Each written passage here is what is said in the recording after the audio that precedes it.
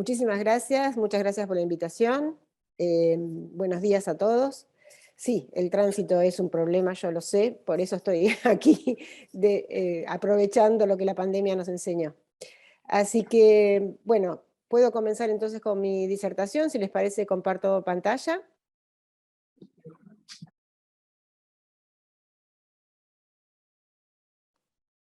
Bien, ok.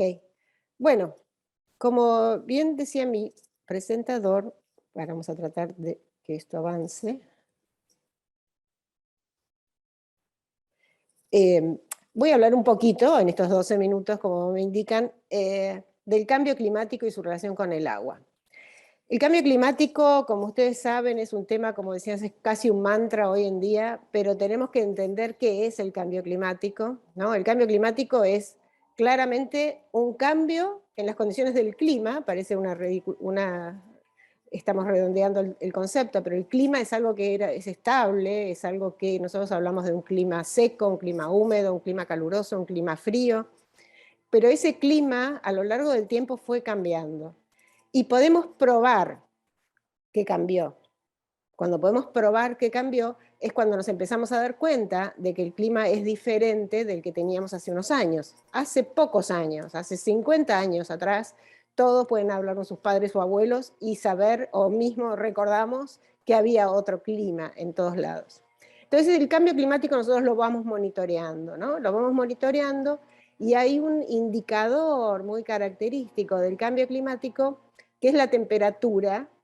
Y cuando nosotros hablamos del cambio en la temperatura, es la temperatura media anual global de todo el planeta. Es un indicador que fue el primero que llamó la atención. Ese indicador lo podemos registrar, y al registrarlo y al registrar todo lo que sucede en el clima a lo largo del tiempo, es que se producen estos informes del IPCC, el Panel Intergubernamental de Cambio Climático, que nos dan los últimos resultados sobre el estado de conocimiento del cambio climático. El último informe del IPCC tiene una frase que engloba bastante lo que está sucediendo.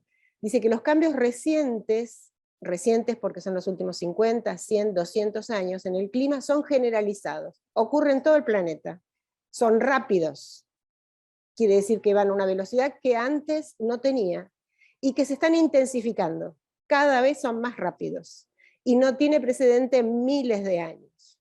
Eso es lo que nosotros podemos asegurar. Esta frase proviene de estudios, muchos estudios científicos que nos pueden demostrar esto. Entonces, como les decía que la temperatura media global anual es nuestro indicador principal, podemos ver acá en esta primera gráfica los valores de temperatura media global anual, o sea, un valor por año, en los últimos 2020 años, reconstruido a partir de técnicas, reconstruido en los primeros años, que vemos que viene oscilando año a año y que iba descendiendo hasta el año 1500, 1600, pero a partir de 1850, cuando comienza, podríamos decir, la era industrial fuerte, hasta el presente vemos cómo este valor fue subiendo notablemente.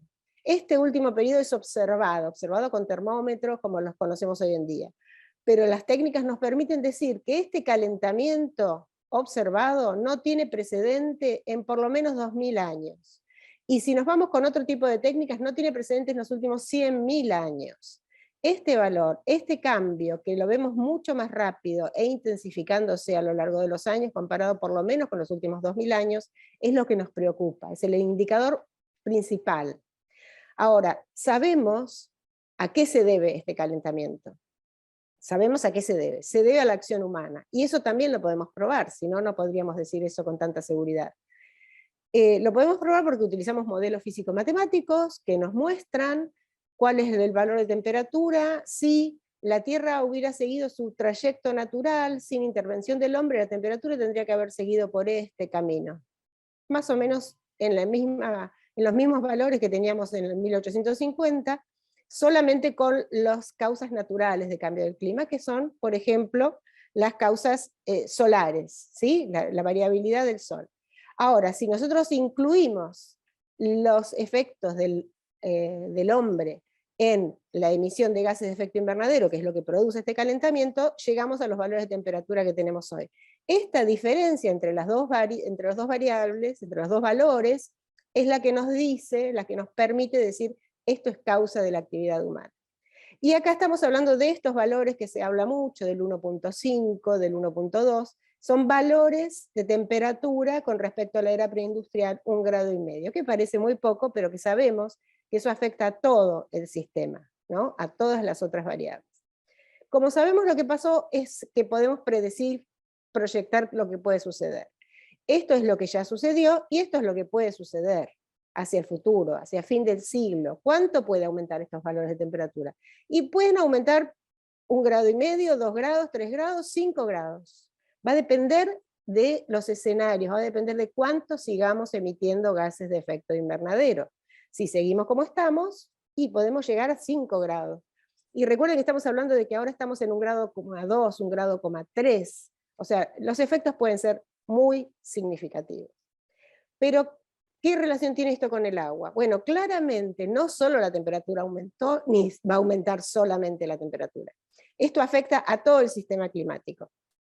Cuando hablamos de todo el sistema climático, hablamos en particular de la segunda variable más significativa, que es la cantidad de lluvia. La cantidad de lluvia hacia el futuro. ¿Qué va a pasar con la cantidad de lluvia hacia el futuro? Y entonces vemos que esto es, por ejemplo, la temperatura máxima anual, la máxima más alta del año, o sea, son valores extremos. Sabemos que hacia el futuro, en toda la región Centroamérica o Sudamérica, esto puede aumentar entre 5 y 6 grados acá, por ejemplo. 5 o 6 grados más de lo que tenemos ahora.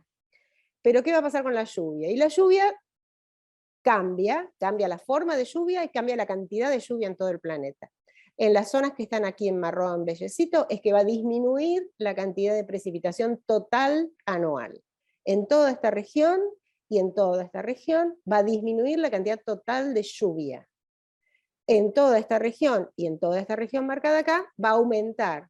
Va a aumentar en algunos casos hasta un 40% más, o va a disminuir hasta un 40% la cantidad total anual de lluvia. O sea, eso indica un cambio muy significativo.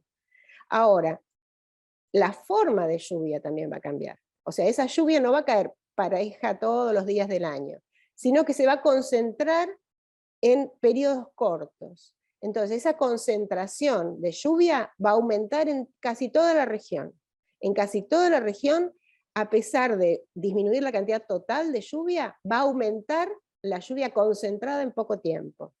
Pero también eso va a implicar que va a aumentar la cantidad de días seguidos sin lluvia. Entonces, el futuro es, en estas regiones, va a disminuir el total, pero esa lluvia va a ocurrir en periodos cortos y después vamos a tener largos periodos sin lluvia. En esta región va a aumentar la cantidad total de lluvia, va a aumentar la cantidad total de lluvia concentrada en poco tiempo también. Entonces los efectos son distintos, depende de dónde nos estemos ubicando, claramente. ¿Va a cambiar? Sí, y va a cambiar de forma diferente. Entonces sabemos que que el cambio climático es una amenaza para el bienestar humano y para la salud de todo el planeta. Y como decíamos recién, como mencionaban recién, cualquier retraso perderá la breve ventana que se cierra rápidamente. Sabemos que en particular nuestra región es una región muy expuesta, muy vulnerable, fuertemente impactada por el cambio climático, porque además de esto le tenemos que sumar la desigualdad, la pobreza, el crecimiento poblacional, la alta densidad poblacional, cambios de uso del suelo, deforestación, pérdida de biodiversidad, degradación del suelo, y sobre todo mucha dependencia de las economías nacionales y locales sobre los recursos naturales para la producción de commodities. O sea que el agua es fundamental para esto. Entonces, por un lado sabemos que los eventos de lluvias extremas, concentradas en poco tiempo, resultan en inundaciones, deslizamientos de tierras, y por otro lado sequías, y eso se va a intensificar. Pero eso genera, por ejemplo, un riesgo para la vida, para la infraestructura, en un aumento de 1.5, de tanto se habla del 1.5, o sea, 1,5 grados más que la era preindustrial, va a resultar en un aumento de entre 100 y 200% de población afectada en Colombia, Brasil, Argentina, en Ecuador 300% de población, y 400% de la población se va a ver afectada por este tipo de lluvias extremas en Perú, por ejemplo. Pero por otro lado, tenemos la falta de agua. La falta de agua va a implicar impactos en los medios de vida rurales, en seguridad alimentaria, pequeños y medianos agricultores, pueblos indígenas de las montañas. ¿Por qué va a reducirse la producción agrícola, el área de cultivo y la disponibilidad de agua? Por supuesto, los océanos se van a ver afectados, la disponibilidad de pesca se va a ver afectada.